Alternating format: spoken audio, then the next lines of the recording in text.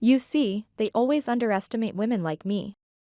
I whispered to myself, watching the sun glint off the towering glass edifice of tech dynamics. 20 years I've waited, carefully building their empire with code they never truly understood. Now they think they can simply dispose of me, but they have no idea that I've already seen their playbook. The question isn't whether I'll leave, it's what will be left of them when I do. After all, Father always said, in technology, timing is everything, and my clock started ticking the moment they made their first mistake. The morning light painted shadows across my pristine desk, highlighting the innocuous email that would prove to be their undoing. In exactly 3 days, they would try to push me out, a 50-year-old woman they deemed too expensive, too outdated for their youthful vision. What they didn't know was that I, Catherine, had been methodically preparing for this moment since the day I discovered their betrayal. I pulled up the misdirected email thread on my screen, a chain of messages that revealed the cold calculation behind their plans. Strategic restructuring, Q3 implementation. The subject line was corporate speak at its finest. But buried within were the details of how they planned to claim my distributed processing algorithm as company-developed technology, without attribution. The same algorithm that now powered their flagship product, used by over 40% of Fortune 500 companies. The irony wasn't lost on me. 25 years ago, I'd watched my father, a brilliant engineer, fall into depression after his company stole his patent. Catherine, he told me on his deathbed, never trust a corporation to protect your interests. They see us as resources, not people. I'd thought Tech Dynamics was different. Blake, our CEO, had seemed to understand the value of innovation. He'd praised my work publicly, though always careful to frame it as a team achievement. I opened my desk drawer, pulling out the small award I'd received last year for the algorithm's development. In recognition of outstanding contributions, the plaque read. No mention of my name, just my department. That should have been my first warning sign. The sound of clicking heels against marble flooring drew my attention. Victoria, my immediate superior, was making her morning rounds, tablet in hand, false smile perfectly in place. She paused at my door, probably checking to ensure I hadn't caught wind of their plans. Kate, how's the documentation coming along? Her voice carried that artificial sweetness that had always set my teeth on edge. Right on schedule, I replied, my own smile equally practiced. I'm making sure everything is properly organized. Wouldn't want any gaps in the knowledge transfer. Victoria nodded, satisfied with my apparent compliance. Good to hear. The transition team will appreciate that. She hesitated, perhaps feeling a twinge of guilt about what was coming. But like all good corporate soldiers, she'd follow orders without question. What they didn't realize was that I'd been documenting everything, every project, every password, every process. Not out of dedication to their precious transition, but as evidence. Evidence that would prove I had acted in good faith while they plotted behind my back. I turned back to my computer, pulling up the project files that contained my latest work. The improvements I'd developed on my personal time, using my own equipment, had increased processing efficiency by 47%. These enhancements weren't covered by my employment agreement, a fact I'd carefully verified with 3 different intellectual property attorneys. My phone buzzed quietly. A message from James, CEO of Quantum Solutions, Tech Dynamics' largest competitor. Contracts are ready. Dinner tonight to finalize? I typed a quick affirmative response, allowing myself a small smile. James understood the value of discretion, and more importantly, he understood the true worth of my work. The offer he'd made was beyond generous, a 7-figure signing bonus, substantial equity, and ongoing royalties from all products using my algorithm. Mike, my team lead, appeared in my doorway. His usually cheerful face was drawn with concern. Kate, got a minute? I gestured him in, noting how he carefully closed the door behind him. Mike had been with me for 6 years, one of the brilliant engineers I'd personally recruited and mentored. He knew something was coming, they all did. The tension in the office had been building for weeks. I overheard Victoria talking to HR, he said quietly, leaning forward. They're planning something big for Friday. I nodded calmly. I know, Mike. And I want you to know that whatever happens, I've made arrangements. Check your personal email tonight. All 6 of you. He understood immediately, years of working together allowing us to communicate volumes in just a few words. We've got your back, Kate. The team, we know who really built this technology. As Mike left, I turned to stare out my office window at the city's skyline. 25 years ago, I'd watched my father broken by corporate betrayal. Never trust them to protect your interests, he'd said. But he'd never taught me what to do instead. That, I'd had to figure out for myself. I pulled up the patent application I'd quietly filed last month, documented with timestamps and development logs that clearly showed the work was completed outside of company time. The patent had been granted with remarkable speed, thanks to James's connections with a top-tier IP attorney. My computer chimed with a calendar reminder, executive team meeting in progress. Through the glass walls of the conference room, I could see Blake gesturing animatedly at a PowerPoint presentation titled Q3 Revenue Projections. The same Blake who had taken credit for my algorithm at last year's industry conference, referring to me only as one of our research team members. I began my final systems check, a comprehensive review of all the documentation I'd prepared. Every file was meticulously organized, every process clearly explained. They would find no fault in my professionalism, even as they discovered just how thoroughly they needed me to be. Victoria's heels clicked past my office again, this time accompanied by Denise from HR. They were probably finalizing the details of my exit interview, crafting the corporate speak that would frame my restructuring as a natural evolution of the company's needs. Let them plan. Let them believe they held all the cards. In 3 days, they would learn what my father never had the chance to teach them. Sometimes, the most dangerous person in the room is the one you've already decided to dismiss. I watched the sun begin its descent behind the city's towers, casting long shadows across my office. Soon, the lights of other buildings would begin to twinkle on, a constellation of corporate ambitions and betrayals. But tonight, I had a dinner meeting to attend, and a future to secure. Just remember, Dad, I whispered to the fading light, timing really is everything. The next part of the story will continue with my dinner meeting with James, where the final pieces of my counter-strategy would fall into place. But for now, I had preparations to complete, and a legacy to protect. The private dining alcove at Meridian was exactly what this meeting required, discreet, elegant, and far from Tech Dynamics' usual corporate haunts. James, CEO of Quantum Solutions, had chosen well. Hidden behind ornate Japanese screens, we were invisible to curious eyes. I must admit, Catherine, James said, studying me over his wine glass, when you first reached out, I thought it was too good to be true. The architect of AccountSphere's core technology, looking to make a move? The timing seemed almost orchestrated. I smiled, taking a measured sip of water. The best strategies often appear that way, don't they? Though I doubt Blake would appreciate the irony. You're absolutely certain about the patent situation? James leaned forward, his voice dropping even lower. Our legal team has been over everything twice, but Blake's not known for making amateur mistakes. That's because it wasn't a mistake, I replied, pulling out my tablet. It was arrogance. Here's the internal strategy memo I found. They deliberately delayed the patent filing, thinking they could claim it as collectively developed technology. After all, who would believe a middle-aged woman could be the sole creator of something so revolutionary? James whistled softly as he reviewed the document.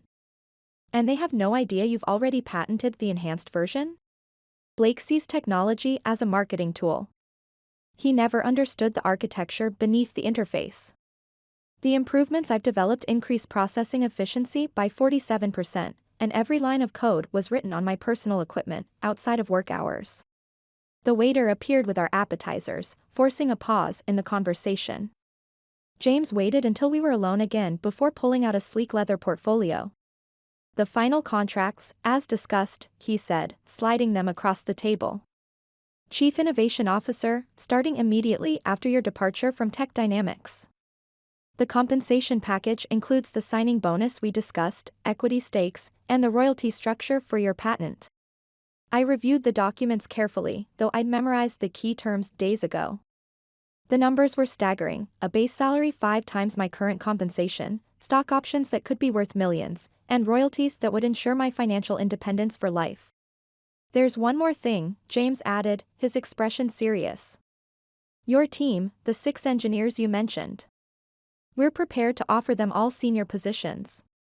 Significant raises, accelerated stock vesting, whatever it takes.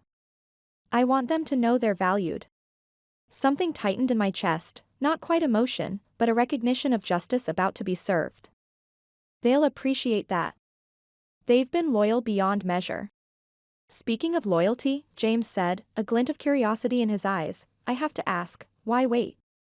You could have done this years ago. I set down my fork, considering my answer carefully.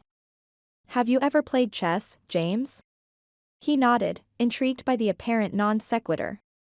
Then you understand that sometimes, the most devastating move isn't the first one you see. It's the one you set up slowly, carefully, while your opponent is looking elsewhere. And Blake is about to learn he's been in check all along? Oh no. I smiled, signing the final page with a flourish. He's about to learn he's in checkmate. The next morning, I arrived at Tech Dynamics exactly on schedule, nothing in my demeanor suggesting anything had changed. But as I settled at my desk, the carefully orchestrated pieces of my strategy were already in motion. Mike appeared in my doorway, right on cue. Morning, Kate. Interesting email last night. I trust you found the opportunities compelling? I kept my voice neutral, aware of the open office environment. He gave me a subtle nod. The team's been discussing it extensively. We're all aligned with the proposed direction. Excellent. Maintain normal operations for now. Things will move quickly soon enough. As Mike left, I noticed Victoria watching our interaction from across the floor. Her expression suggested she was trying to decode what she'd just witnessed, but like Blake, she'd never been good at seeing the deeper patterns. I spent the morning methodically preparing what appeared to be transition documents. In reality, each file was a carefully crafted demonstration of how thoroughly I'd documented my work, how professionally I'd managed my responsibilities, and how completely they'd failed to protect their interests. At precisely 2:15 p.m., my phone lit up with a message from Tech Dynamics' legal department, patent application status meeting, urgent review needed. I allowed myself a small smile. They'd finally discovered their oversight. I made my way to the legal department's conference room, my tablet containing copies of every relevant document, including my personal patent application, though they didn't know about that yet. The company's lead counsel, David, looked up as I entered. His attempt at a casual smile didn't quite mask his concern. Catherine, thanks for coming on such short notice. We've been reviewing some paperwork regarding your distributed processing algorithm. Of course, I replied pleasantly. I've been quite interested in the patent status myself.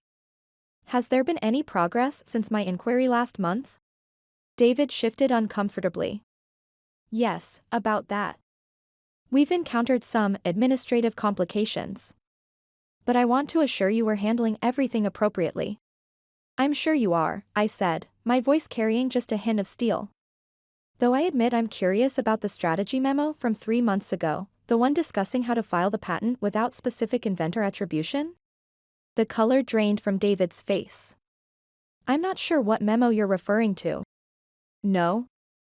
I pulled up the document on my tablet. Perhaps this will refresh your memory. I particularly found the phrase, aging out of the innovation cycle, interesting. Very evocative.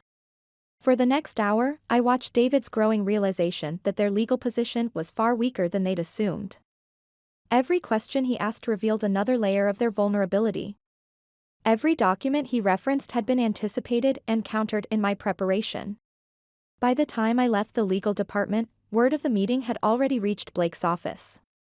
I could see him through the glass walls of his corner office, engaged in what appeared to be a heated phone conversation. Victoria intercepted me before I could reach my desk. Kate, Blake wants to see you first thing tomorrow morning. I'm sure he does, I replied calmly. But I'm afraid I'll be busy with the transition documentation he requested. Perhaps next week? The look of confusion on her face was priceless. She couldn't understand how I could decline a CEO's summons, yet couldn't find a logical reason to insist.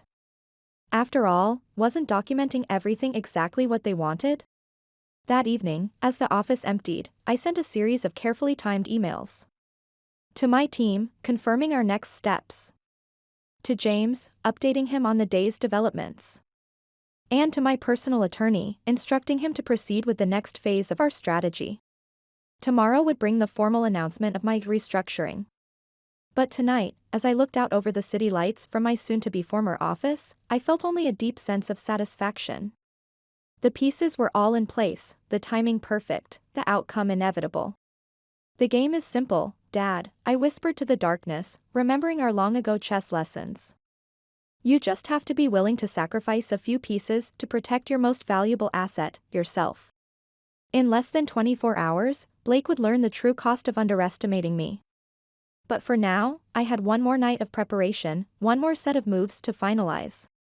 After all, the best revenge isn't just about winning, it's about making sure your opponents understand exactly how they lost. Catherine to meet with CEO immediately. The message flashed across every monitor in Tech Dynamics headquarters, its urgency betrayed by the all-caps formatting. I smiled at my computer screen, knowing exactly what had triggered Blake's panic.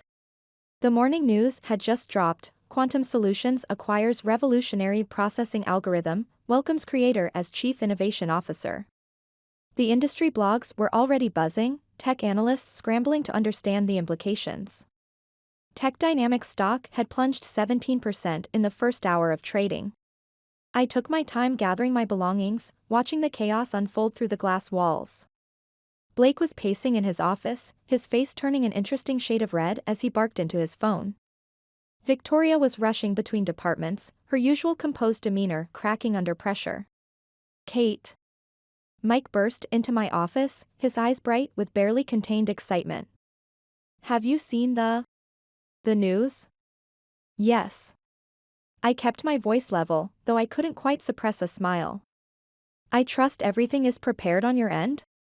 He nodded, lowering his voice. The entire team submitted our resignations simultaneously 10 minutes ago. HR is having a meltdown.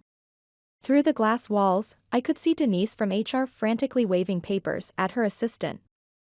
The synchronous resignation of an entire development team, particularly the team responsible for the company's core technology, had thrown their carefully planned restructuring into chaos. Kate. Blake's voice boomed across the office floor. He stood in his doorway, tie askew, face flushed. My office. Now. I gathered my tablet unhurriedly, enjoying the whispers and stares from my soon-to-be former colleagues. As I crossed the office floor, I caught fragments of hurried conversations. Stock in freefall. Entire team resigning. Patent rights transferred. Blake slammed his office door behind me, the glass wall trembling. What the hell is this? He thrust his tablet at me, displaying the morning's press release. I believe it's called career advancement, I replied calmly, settling into one of his expensive leather chairs. Though I admit, the timing might seem a bit abrupt. Abrupt? You've stolen our core technology. He leaned over his desk, attempting to intimidate. Our legal team is already preparing. Preparing what, exactly? I interrupted, my voice sharp. To claim ownership of a patent that was never filed? To assert rights over improvements developed entirely outside company time and resources? Please, do explain their strategy. I'm genuinely curious. The color drained from his face as the implications sank in. The original algorithm was developed by me, as clearly documented in all project records.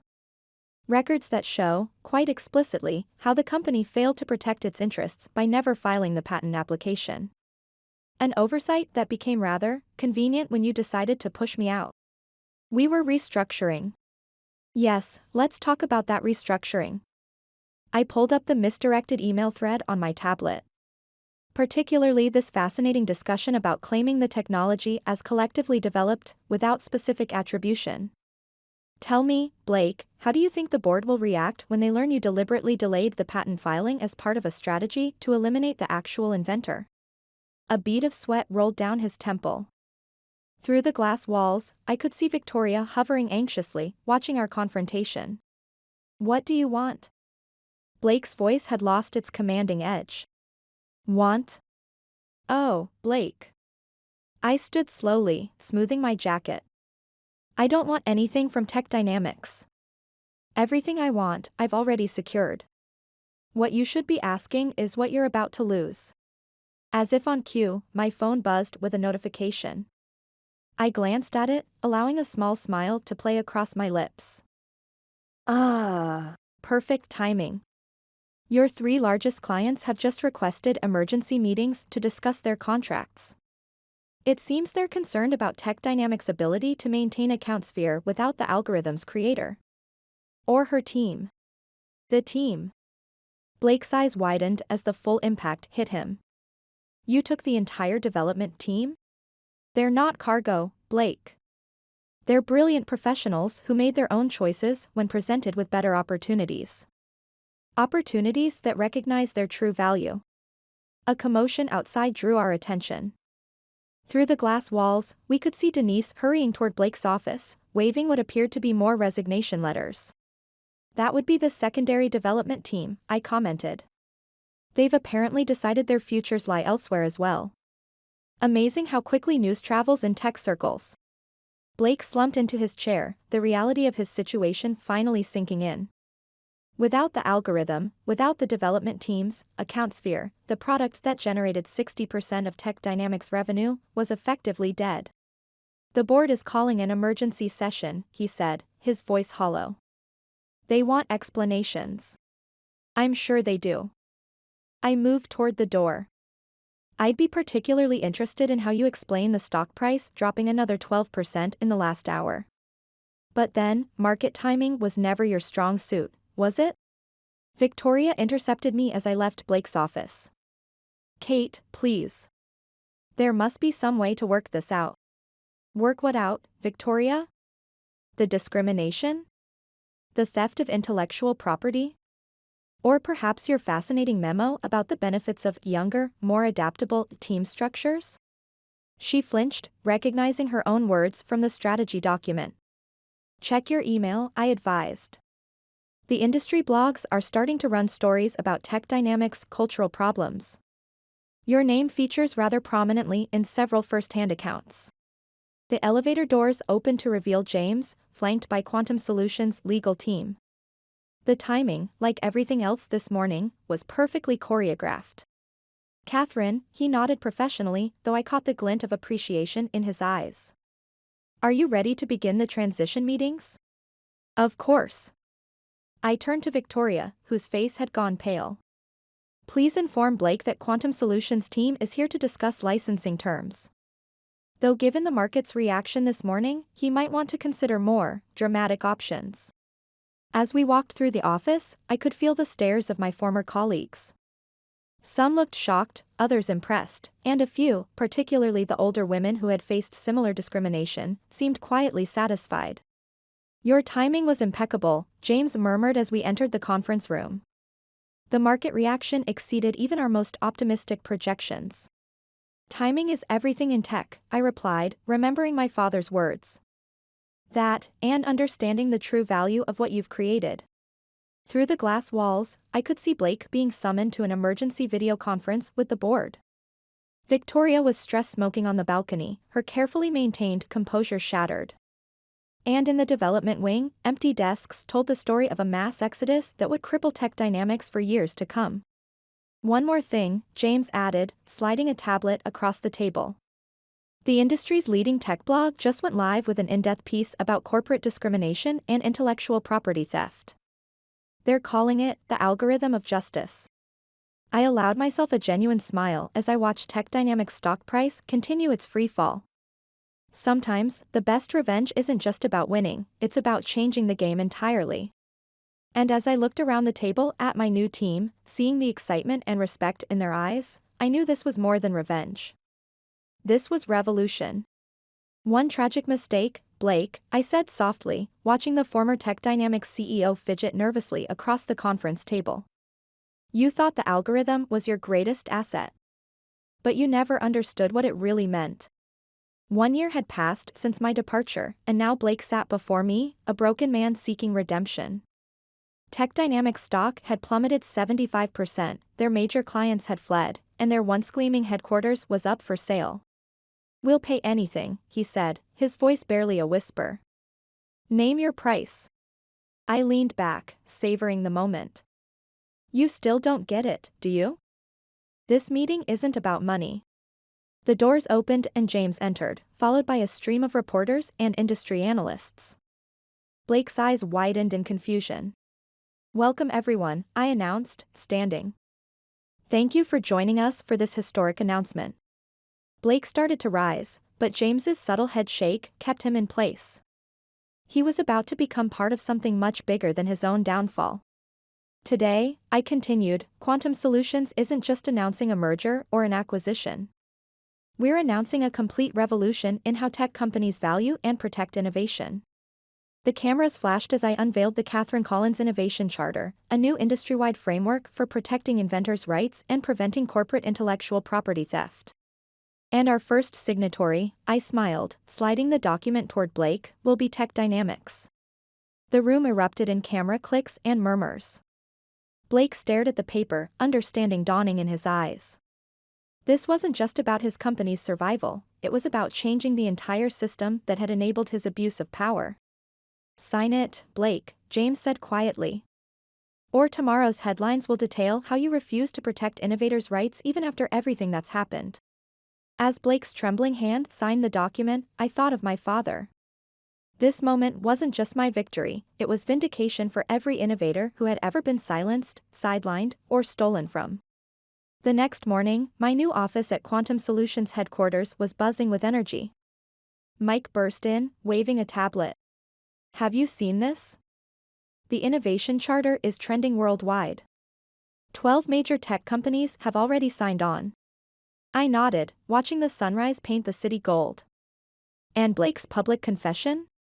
Going viral."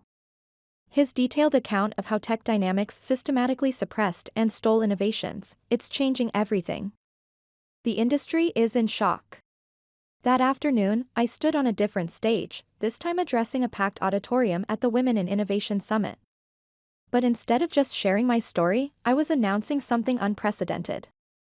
The Catherine Collins Innovation Fund, I revealed, will provide $500 million in backing for overlooked innovators, particularly women over 40 who've faced discrimination in tech. But more importantly, it will provide legal protection and patent support to ensure their innovations are properly attributed and protected. The applause was deafening. In the front row, I spotted Victoria, my former supervisor, looking up with tears in her eyes. She'd reached out months ago, after her own experience with discrimination at her new company had opened her eyes to the systemic problems she'd once perpetuated. "And our first major initiative," I continued, "is the acquisition and renovation of the former Tech Dynamics headquarters. It will become the Innovation Protection Center, a place where inventors can freely develop their ideas with guaranteed legal protection." The irony wasn't lost on anyone, the building that had once housed my oppressors would now become a beacon of innovation justice.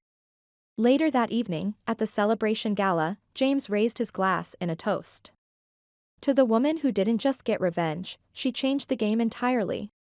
I smiled, watching the diverse crowd of innovators, engineers, and creators mingling freely. Young developers eagerly discussed ideas with seasoned inventors, without fear of theft or discrimination. My phone buzzed, another major tech company wanting to sign the Innovation Charter. But that could wait. Tonight was about celebration, about victory, about transformation. As I moved through the crowd, I overheard snippets of conversation that made my heart swell. My company just adopted the Collins Protection Protocol. The fund approved my patent application. Did you hear? 3 more companies signed the charter. Standing at the window of what had once been Blake's office, I watched the city lights twinkle. The plaque on the door now read, Catherine Collins Innovation Center, but more importantly, the building hummed with the energy of unleashed creativity. Mike appeared at my side, grinning. "Ready for tomorrow's announcement? The quantum processing breakthrough is going to shake things up again." "Let it wait," I replied, turning to survey the celebration. "Tonight is about something bigger than algorithms." In the center of the room, a group of young women engineers were eagerly showing their latest innovation to a panel of veteran developers. Their faces shone with the confidence that comes from knowing their work would be protected, their contributions valued. You know what my father would have loved most about this? I asked Mike. What's that? We didn't just win the game, we rewrote the rules. A commotion at the door drew our attention. Jennifer, one of our youngest developers, burst in waving a tablet. Dr. Collins. The Innovation Charter, it's just been adopted as standard policy by the Global Tech Alliance. Every major tech company in the world will have to comply. The room erupted in cheers. This wasn't just a victory for me, or even for quantum solutions. This was a revolution that would protect generations of innovators to come. As the celebration continued into the night, I slipped away to my private office, once Blake's sanctuary, now my command center for changing the industry.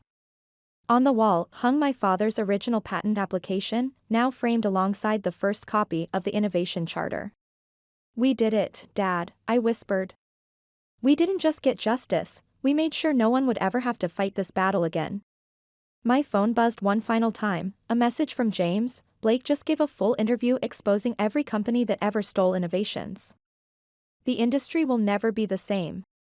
I smiled, watching the city lights flicker like stars. Tomorrow would bring new challenges, new innovations, new battles to fight. But tonight, in this moment, victory tasted sweeter than revenge. Because sometimes, the best revenge isn't just about winning, it's about ensuring no one else ever has to lose the way you did. The Catherine Collins Innovation Center stood as a beacon in the night, its lights burning bright with promise. Inside, the next generation of innovators worked freely, their creativity protected, their futures secure. And somewhere out there, another brilliant mind was preparing to change the world, knowing they would never have to face the battles I had fought. That, more than any algorithm or patent, was my true legacy.